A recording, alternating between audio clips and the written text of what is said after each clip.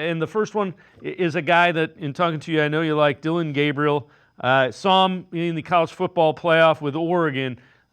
6 foot, 202 pounds. What do you see when you look at Gabriel? Well, first of all, he makes a lot of really good throws. So here's going to read a man bracket coverage. He's going to see his receiver even.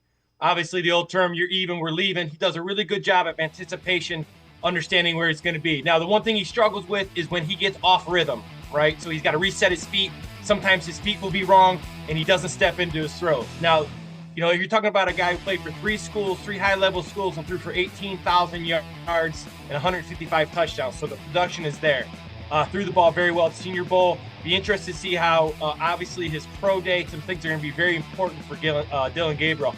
I really, really like this guy. In fact, this guy's number 3 on my board, and I try to just keep it to what I see on film. And obviously, there's some hesitation because of his height, and I that's right. That's a fair assessment. But this guy makes all the throws, and I really like the throws he makes within that 15 to 25 yard, those chunk plays that you need a lot of in the NFL.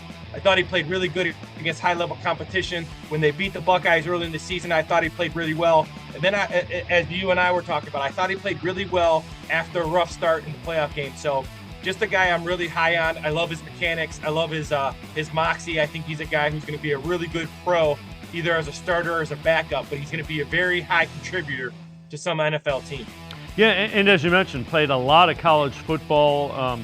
Was at Oklahoma before Oregon, so a guy who has seen plenty of coverages at the college level.